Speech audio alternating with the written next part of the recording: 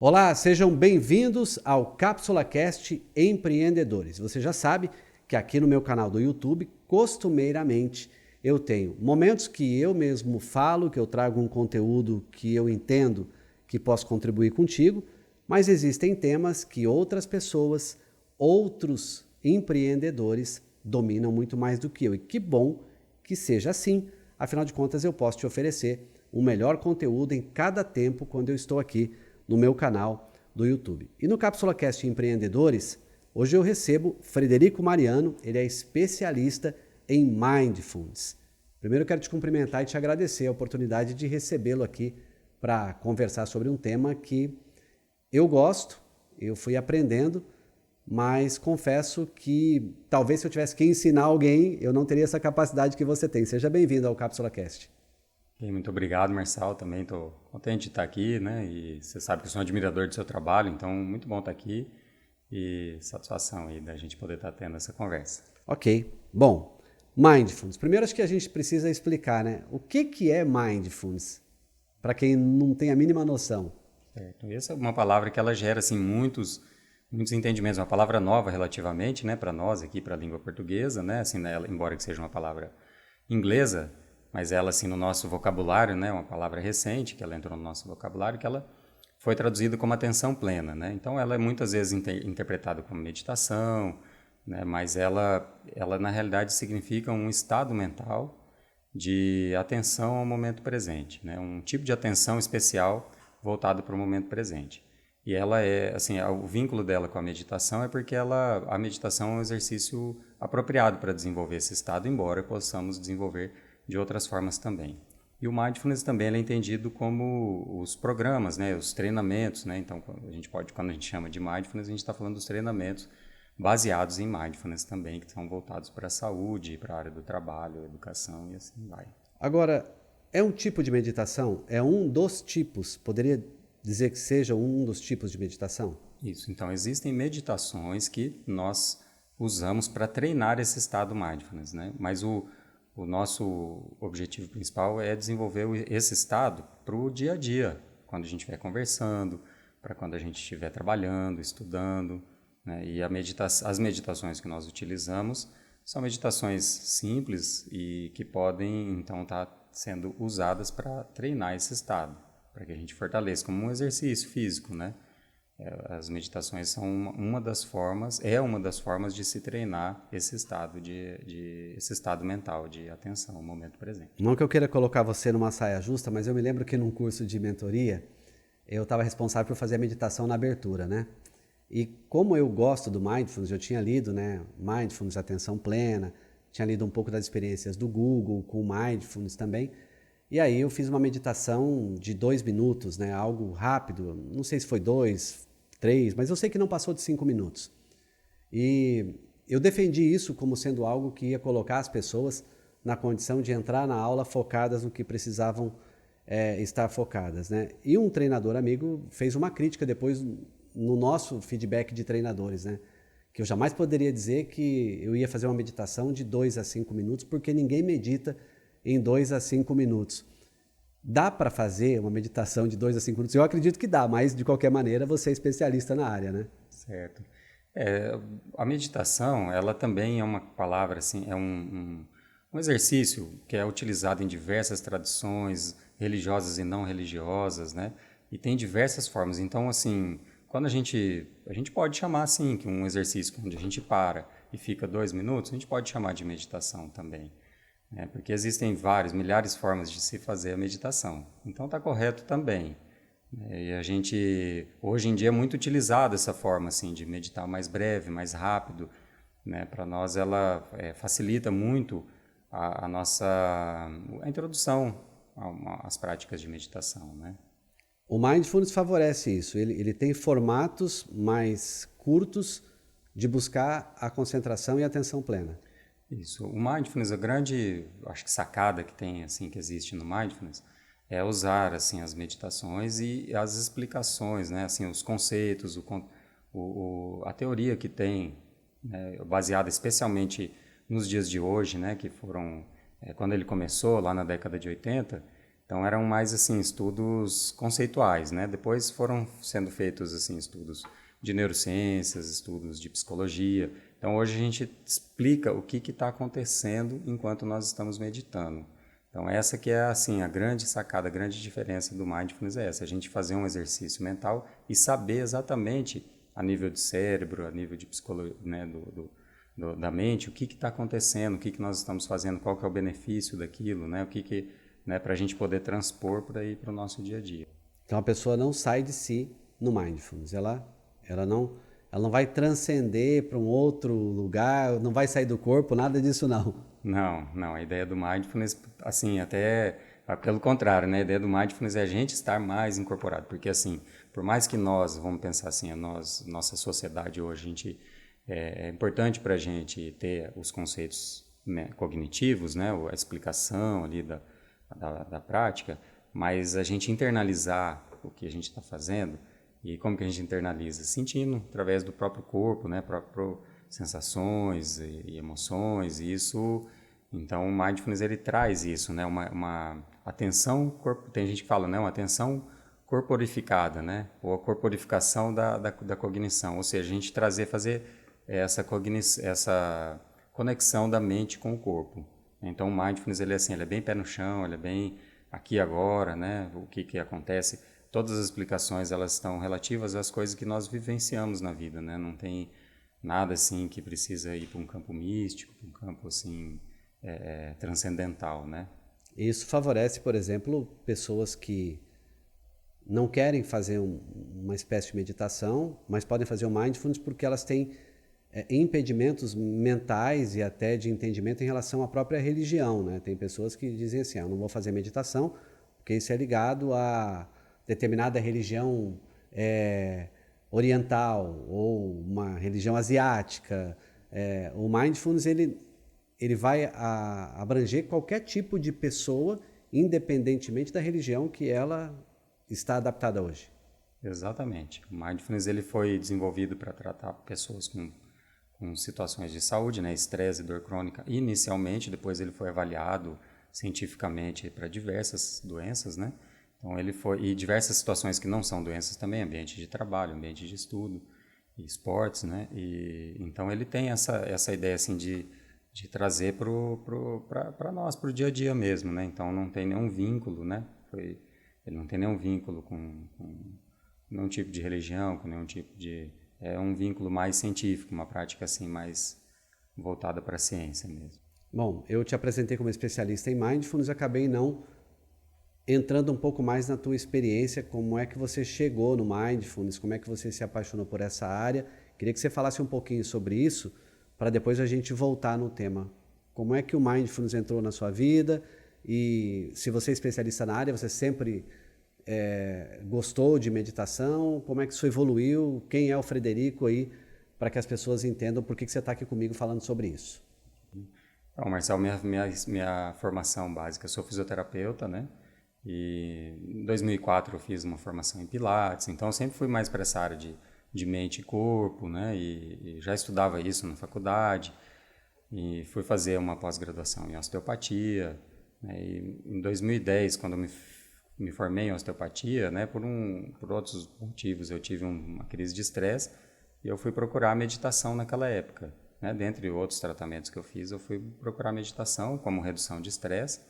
Então, em 2010 e assim, todo profissional que lida com pessoas com dor, por exemplo, né, como é o caso do fisioterapeuta osteopata, a gente acaba entendendo que as questões relacionadas às dores, elas vão muito além da parte física, elas acabam englobando a parte emocional, né, a parte psicológica, e muitos fisioterapeutas vão para algumas áreas, assim, como a medicina germânica, áreas que elas são, assim, não tem uma validade assim científica muito clara, né?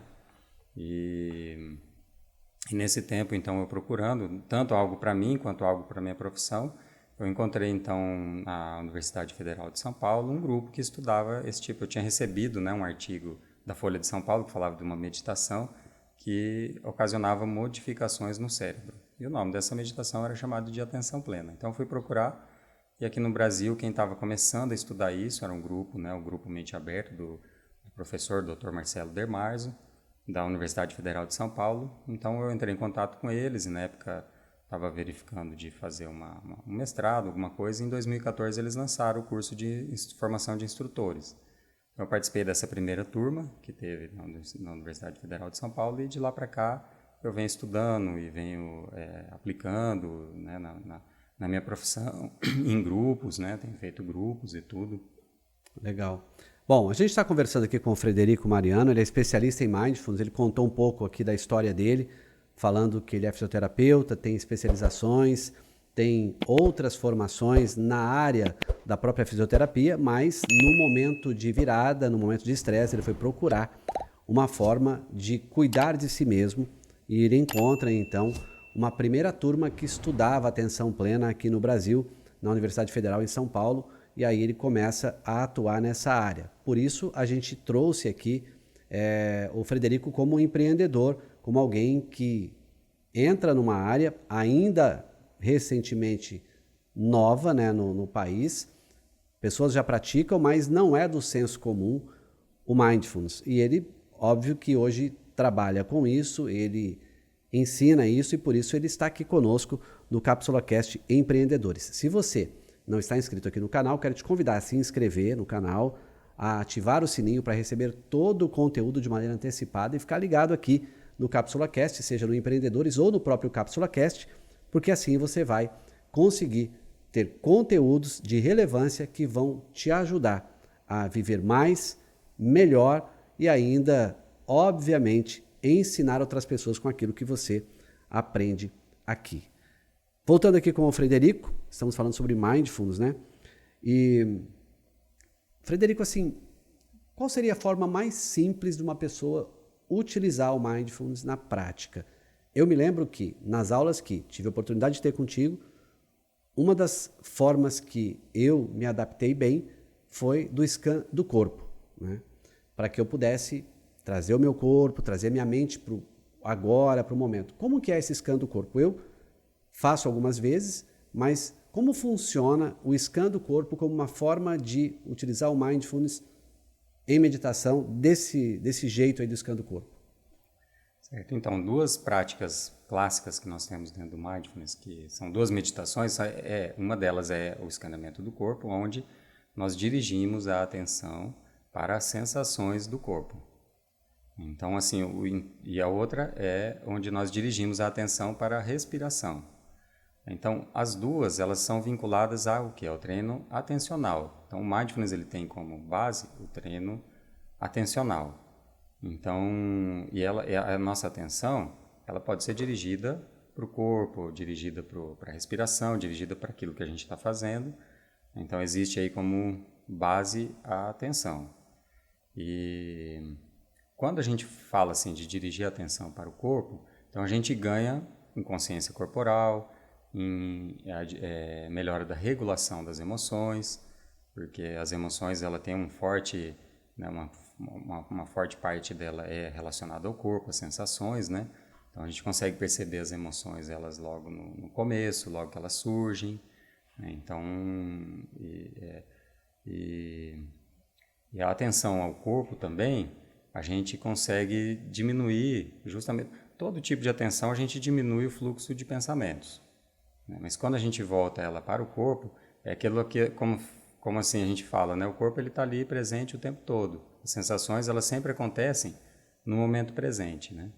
E ela está muito relacionada também a gente sair um pouco dos processos mentais e vir um pouco mais pro concreto, né? O corpo ele é uma coisa mais concreta.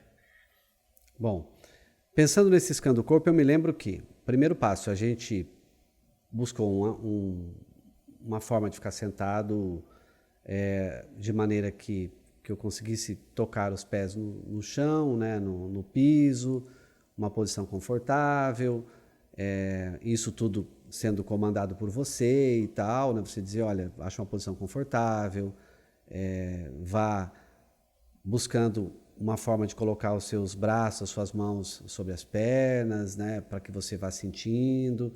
Aí daqui a pouco fecha os olhos, aí sinta os seus pés, e aí eu lembro que eu fui passando por cada parte do meu corpo e notando que algumas eu nem parava para pensar que elas existiam, né?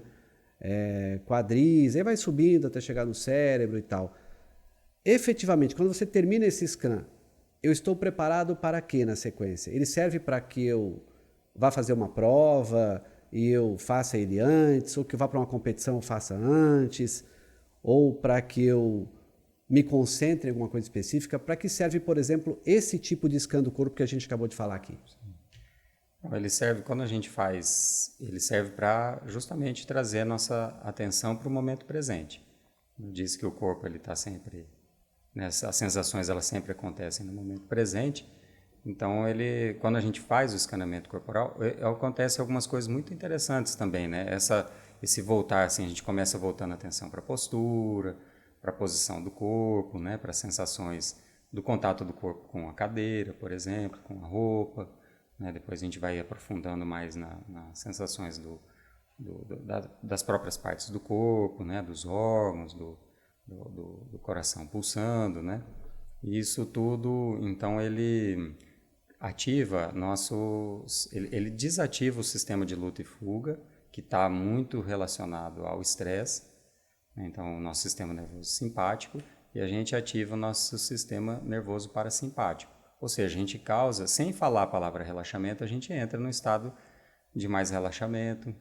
Então, o nosso sistema nervoso simpático ele funciona melhor. Isso prepara a nossa mente, ele dá mais espaço para a nossa mente, para a gente estar concentrado naquilo que está acontecendo, né, e funcionar de uma maneira melhor. Por exemplo, diante de uma prova, diante de um trabalho que a gente deva fazer. É como se a gente fizesse um breve repouso, né? Só que quando a gente consegue fazer esse tipo de repouso, ele é muitas vezes mais potente do que a gente necessariamente dormir preocupado ou ter uma noite de sono ruim. Então prepara a gente para ter até assim um descanso maior do corpo, né? Então prepara bem a nossa mente para o que a gente vai fazer. Isso precisa ser guiado ou a pessoa pode fazer sozinha, ela falando com ela mesma, precisa de música, o que precisa? Não, no Mindfulness a gente quase que não utiliza, não vou dizer que não utiliza, porque é possível utilizar música, né? A gente ouvir música com atenção plena, né? Mas nas práticas clássicas nós não utilizamos músicas, né? E é muito mais fácil quando há alguém guiando. Existem hoje práticas guiadas na internet, existem muitas, né? Mas quando a gente está diante de um instrutor, a prática é muito mais eficiente. Por quê? Porque aquela condução ela está sendo feita no momento presente, né? Mas a pessoa ela pode chegar ao ponto de se autoguiar, de se autoconduzir. Porque a gente percebe, né, que todo mundo tem uma conversa dentro de si, né? Todo mundo tem uma conversa interna, todo mundo fala consigo mesmo, né? Então, esse, na realidade, é o modo de funcionamento padrão da nossa mente. São áreas do nosso cérebro que estão o tempo todo produzindo pensamentos independentes de algum estímulo. Então, são áreas que têm uma certa importância, mas a gente está tendo o tempo todo essa conversa. Só que essa conversa ela pode levar a gente para algum problema, né? Pode gerar algum estresse, uma ansiedade, né? Mas a gente pode também ter os pensamentos, essa autocondução, né, gerada voluntariamente, né? Esse é um treinamento já um pouquinho, a gente é um pouco mais avançado, a gente treina um pouco mais a nossa percepção física, para a própria percepção da mente, para depois a gente começar a trabalhar com autocondução, né? E a autocondução ela pode servir tanto para a meditação quanto para o nosso dia a dia, para a gente fazer autoquestionamentos, a gente fazer isso que já é natural do ser humano, mas a gente faz de uma maneira mais deliberada, né? Uma maneira mais atenta. Falando um pouquinho de pensamentos negativos e pensamentos positivos, como administrá-los por meio da respiração no método que o Mindfulness oferece? Então, os pensamentos, a gente categoriza eles assim, o Mindfulness não exatamente como negativo ou positivo. Por quê? Porque pode ter um pensamento que ele é chamado de negativo em algum momento, mas ele, por exemplo, a gente tem uma impressão ruim de uma pessoa. né? Pensar negativamente sobre uma pessoa. Em determinado momento, aquilo pode ser uma proteção para a gente. Se aquela pessoa oferecer algum perigo, O faz com que a negativo gente... que vira positivo, né? Que vira positivo. Então, a gente fala muito assim, pensamentos úteis ou pensamentos inúteis. Então, aquele pensamento que a gente está tendo, ele é útil para aquele momento ou ele é inútil para aquele momento? E a respiração, ela é uma das práticas que conduzem muito a nossa atenção. A gente consegue sustentar, ela trabalha um tipo de atenção mais sustentada, né? Porque a atenção, ela tem alguns tipos, né? Algumas formas, né? E cada uma das formas de atenção, elas têm áreas no cérebro responsáveis por ela. Até, né, eu dou aula sobre isso, né? Sobre os sistemas atencionais que nós temos, né? E a respiração, ela trabalha a atenção sustentada.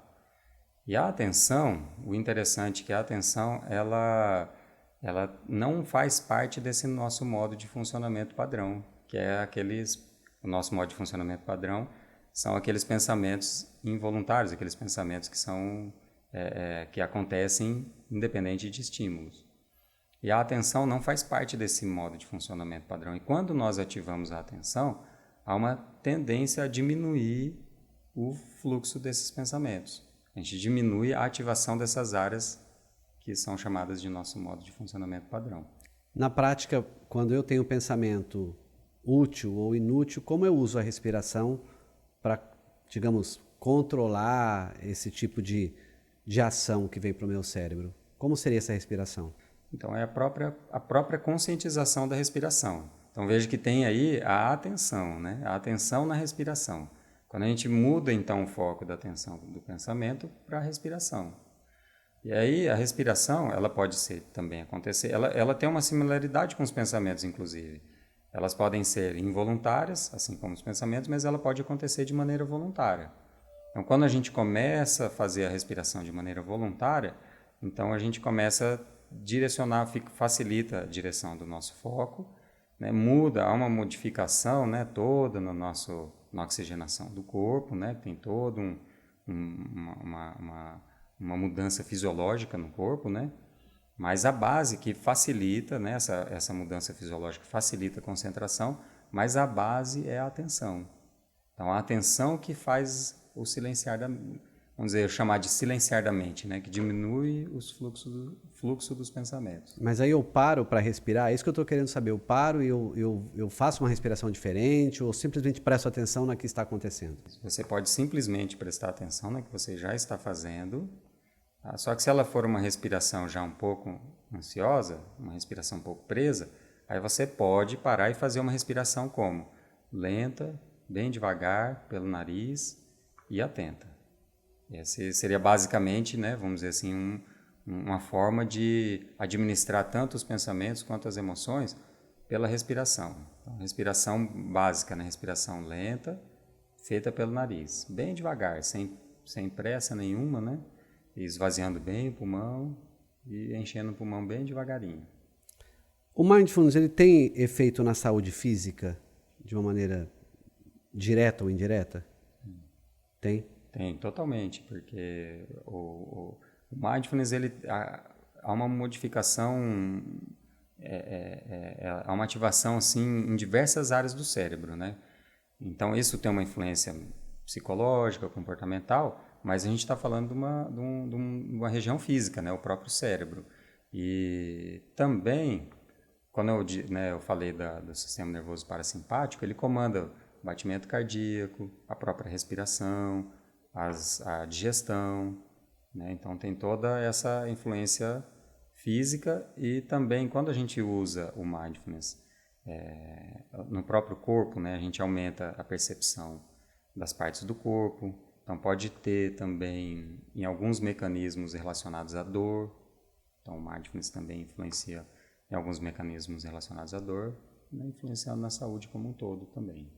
No caso da dor, por exemplo, qual seria o exemplo mais prático do benefício do Mindfulness no caso de uma dor, por exemplo? Sim, um dos exemplos são muitos, né? São muitos mecanismos que existem, né, do Mindfulness para o tratamento da dor, mas um bem clássico, assim, né, é que na dor, vamos dizer assim, diante de uma dor, acontece aquele modo nosso de funcionamento padrão, aquela conversa, acontece, dispara, a dor, ela geralmente dispara uma série de conversas mentais. E geralmente preocupações, né? A gente, né, vou dar um exemplo, né? Uma dor no estômago. Surgiu uma dor no estômago. É muito comum as pessoas, de repente, pensarem, puxa, será que é grave? Será que é uma doença grave? Será que eu vou ter que ir no médico? Eu vou ter que fazer uma cirurgia? Será que eu vou morrer? Será que vai acontecer depois que eu morrer? Esse tipo de conversa geram, né, uma série de sofrimentos, uma série de modificações também biológicas, né, que vão tensões e preocupações e coisas que têm uma correlação física também. E o mindfulness vai fazer com que você olhe somente para a dor, que você exclua esses pensamentos que estão relacionados com a dor e observe simplesmente a própria dor. Então isso já diminui bastante a intensidade da dor, né? E muitas vezes o fato de perceber a dor também já diminui ela. Não fico brigando com a dor, não é isso, né? Porque às vezes tem pensamento e as pessoas falam isso, eu não consigo meditar porque quando eu estou meditando me vem pensamentos que eu não queria ter naquele momento. Aí vira uma guerra mental, né? De estou meditando, não quero pensar nisso. Essa é uma guerra inócua, pelo que eu entendo, né? Eu tenho que aceitar que existe isso para trabalhar a sequência, como que é? Exatamente. O mindfulness, o tipo de atenção que nós trabalhamos no mindfulness é uma atenção que tem esse componente, essa qualidade de aceitação do que está acontecendo. Então quando a gente olha para o momento presente, a gente olha sem tentar modificar o que está acontecendo. Primeiramente, a gente olha como é que estamos e como é que está o ambiente externo, sem tentar modificar, para depois, num outro momento, a gente começar a tentar fazer alguma modificação. Na prática esportiva ou para atletas de alta performance, por exemplo, que são pressionados por torcida, por jornalistas, por técnicos, por colegas de trabalho, a função do mindfulness entra onde? Então, ela é exatamente descobrir aonde que está essa pressão e se essa pressão ela está, vamos dizer assim, porque às vezes a pressão ela é boa, ela é positiva naquele momento onde o atleta precisa melhorar. Mas quando ele vai para o jogo, por exemplo, ele deve ir no jogo preparado para fazer aquilo que ele sabe fazer. E se ele leva dentro daqueles pensamentos que não são involuntários, ele leva esse tipo, essas cobranças, essa pressão, essa preocupação muitas vezes com a torcida, com os torcedores, se ele leva isso na hora do jogo, isso vai atrapalhar, vai causar um certo ruído ali na execução daquilo que ele está preparado para fazer. Então o mindfulness ele vai fazer com que o atleta ele tire, né, ele tire o foco dessa pressão naquele momento do jogo e foque somente naquilo que ele está querendo para o jogo. E aí existe além, né, do treino que ele já está preparado, vai facilitar o treino, ele se lembrar também do que ele está querendo naquele momento. Eu lembro que você trabalhou também, como eu, com atletas de alta performance usando as técnicas de mindfulness. Obviamente que você, mais especialista, eu em algum momento, em algum ponto específico, mas digamos que um atleta vai atuar amanhã, né? E ele, obviamente, tem aquela ansiedade do jogo, né? As cobranças que virão. Como que ele pode praticar um exercício? Que exercício seria esse que ele pudesse fazer no momento em que ele fosse jogar e diria que o que antecede o jogo, na verdade, né? Porque depois, durante o jogo, talvez ele, dependendo do volume que o jogo está, ele nem consegue pensar senão no jogo. A possibilidade dele pensar no negativo do jogo talvez seja seja mais fácil, desculpe, do que ele pensar numa técnica de concentração. Como seria a atuação do mindfulness de maneira prática, né? Sei que não dá para a gente fazer aqui, mas qual seria a sugestão para um atleta de alta performance que vai jogar amanhã? Ele está indo a 2 horas aí do jogo para o vestiário. O que ele faria nessa hora? Os atletas, eles têm uma consciência corporal, né? Então, assim, quando você faz o escaneamento do corpo, os atletas, eles têm uma identificação com esse tipo de prática, né? E eles entram em contato consigo mesmo. Isso é uma prática que funciona bem. Trazer atenção para o corpo, né? Para quê? Para que, né, tire a atenção da pressão e traga somente para o corpo. E aí a intencionalidade, ela também funciona muito bem. Ele saber exatamente o que ele quer, né? O que ele quer para aquele jogo. Aí ele traz isso em nível de sensação, né? Ele pode até usar uma imaginação, isso antes do jogo, né? Uma visualização, perceber o que aquela visualização trabalha em nível corporal, o que ele sente, e levar para o jogo só aquela sensação, aquela vontade de desenvolver aquilo, né? Porque daí fica mais fácil para ele entrar naquele estado que a gente chama de flow, né? Onde ele simplesmente se concentra naquilo que ele está fazendo naquele momento. Então, essa é o trabalho assim, que eu percebi que funciona bem para atletas, né? A percepção do corpo, né? Trazer mais consciente a atenção ao corpo para se desligar das pressões, né? Para tirar a atenção das pressões. A intencionalidade, ele lembrar, né, do que ele está querendo, né? Pode ser usando também uma visualização, isso antes do jogo, e trazer a percepção daquela visualização, daquilo que ele está querendo, para levar na hora do jogo isso. Simplesmente estar ali presente no corpo, com aquilo que ele já tem, com aquilo que ele já treinou, e com aquela vontade que ele tem de realizar o que ele quer fazer, o objetivo que ele tem. Existem várias formas de fazer mindfulness. Eu lembro que já vi por alimentação, né? Você pegar um alimento, saborear, sentir, cheirar, a respiração, o escaneamento do corpo. Existem vários métodos? Existem vários exercícios dentro do mindfulness, vários exercícios. Atualmente eu trabalho assim com 4 pilares, né?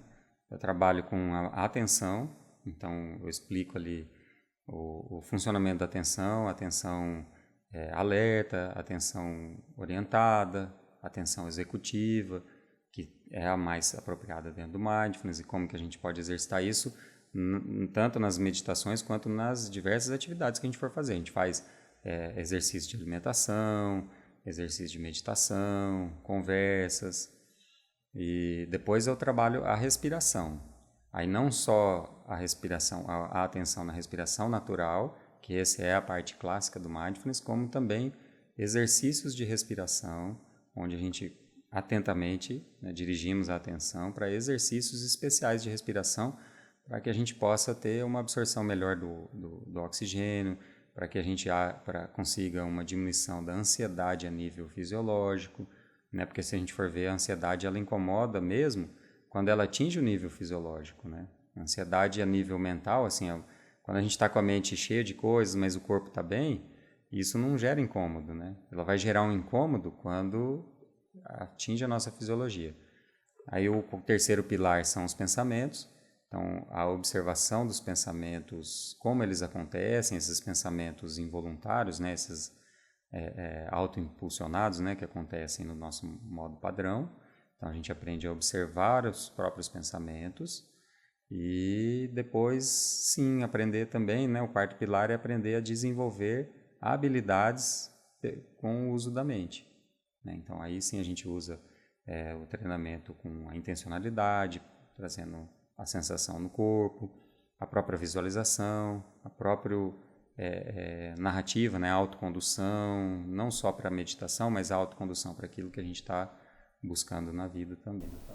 Então, os 4 pilares, você trabalha com a atenção, a respiração, depois pensamentos e depois habilidades mentais. Então, você começa lá, primeiro, trazendo a atenção de uma forma guiada, tipo, você está aqui, vamos falar sobre o seu momento, algo nesse sentido, né?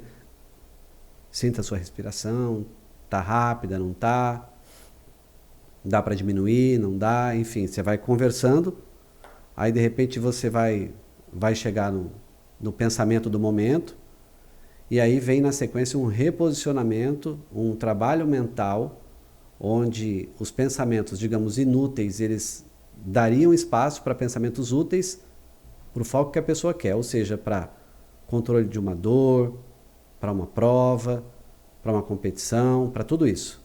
Exatamente. E, inclusive, partindo esse quarto pilar, partindo do desenvolvimento de virtudes, né, que são habilidades, virtudes, né? Então, a gente prepara o cérebro para desenvolver virtudes, né? Para a gente trabalhar para que aquilo aconteça, né?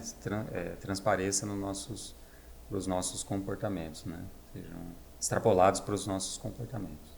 Bom, para a gente, digamos, encerrar, eu queria que você deixasse assim, onde as pessoas te encontram, como são os cursos, quem pode fazer, Mindfulness é para todo mundo. Então, por partes, onde que as pessoas podem te encontrar inicialmente? Nas redes sociais, como que é? No Instagram, né, principalmente, frederico.mariano, pode me encontrar lá. Eu tenho um canal no YouTube também, mas principalmente essas duas redes sociais. Essas duas redes. Os cursos? Eu faço cursos presenciais aqui na cidade de Maringá. Então, eu vou ter um curso, nós concluímos na semana passada, Sempre tem, né? Sempre tem. Mas eu sempre faço cursos online, né, também. Então, aí você é o Brasil todo aí, né? O Brasil todo, Qualquer pessoa pode entrar num curso de Mindfulness? Eu passo uma ficha, né, de inscrição, onde eu pergunto algumas coisas relacionadas à saúde, né? Porque existem alguns cuidados que tem que se ter, né, quando a pessoa está numa crise uma crise depressiva, alguma coisa assim, né? Então, alguns cuidados que a gente tem no nível de saúde, que todas as pessoas elas podem se beneficiar do Mindfulness, mas para algumas pessoas talvez não seja aquele momento entrar num grupo, ela pode ser feito um trabalho individual, né? Entendi. Eu faço trabalhos individuais também, que daí eu trabalho com pessoas que estão num momento de risco maior, né? Então tem que ter um certo cuidado, né? As práticas meditativas, elas têm um impacto grande, né, na mente, então tem que ter um certo cuidado. Especialmente quando a pessoa está num processo de depressão, ou às vezes de uma dor um pouco mais crônica, talvez não seja o grupo mais adequado. O grupo é para quem quer conhecer as técnicas, quem quer começar a praticar. A pessoa que já está num estágio, de repente, avançado de um processo depressivo, importante que ela tenha um acompanhamento de alguém específico da área, e o Mindfulness entra também nisso, mas ela não é adequado para que ela faça, de repente, o curso em si, mas que ela seja atendida por alguém específico de Mindfulness, no seu caso, e até por um outro profissional da área de psicologia, psiquiatria, para que as coisas se equilibrem, para não confundir as coisas. Seria isso? Isso. Ela tem que estar estável, né? Pode ser que ela tenha até uma depressão mais séria, mas se ela está num momento estável, então é possível, né, a partir dessa inscrição, dessa conversa que eu tenho, né, daí com os participantes, é possível participar, sim. Também nós temos cuidado. Muito obrigado pela sua participação, desejo muito sucesso. Eu acho que cada vez mais eu entendo que, e a gente está aqui com as canecas de que o autoconhecimento liberta, né? Acho que o Mindfulness traz isso, né? O autoconhecimento, né? A forma da gente olhar para dentro, saber se aquele pensamento é útil ou é inútil, saber se eu estou respirando de maneira ansiosa, se eu posso mudar isso, mas eu gostei da sequência, né? Em que eu estou dando atenção, como eu estou respirando, no que eu estou pensando e como eu posso mudar esse pensamento a partir das técnicas de Mindfulness. Muito obrigado e que o seu trabalho possa atingir muitas pessoas do ponto de vista positivo, né? E fazer com que as pessoas tenham essa capacidade de parar, às vezes, e olhar para dentro de si e rever pensamentos, rever práticas, sair um pouco dessa roda maluca que a gente tem vivido nos últimos dias, Frederico. É isso, né? Exatamente. Também agradeço, né? O Mindfulness, ele justamente trabalha essas três, regula a atenção, emoções, equilibra, então, a atenção, as emoções e o autoconhecimento, né? Desenvolve o autoconhecimento, que eu acho que é uma das funções principais, né? Só lembrando, então, rede social, o teu Instagram é Frederico.mariano. .mariano. E o teu canal no YouTube, aí a pessoa acha também a partir do Instagram. Sim. E aí os cursos, eles são frequentes, seja no presencial, aqui em Maringá, ou seja no online também, é isso? Isso. Ok. Muito obrigado e que a gente possa ter esclarecido aí você que tem interesse. Os contatos do Frederico eu também tenho, caso você, não consegui, não anotei, não peguei e tal, pode me mandar mensagem pelos meus canais também, eu passo o contato do Frederico e você pode participar de uma turma de Mindfulness, onde ele vai ser o instrutor e você vai aprender muitas técnicas e vai evoluir nessa técnica que muito tem sido usada. Eu disse a vocês que eu já li livros, vi grandes empresas fazendo, porque tem benefícios na produtividade, na criatividade, na concentração e certamente a gente precisa de vez em quando dar uma parada e dar uma analisada se não é tempo de respirar e reorganizar a nossa própria vida. Até o próximo.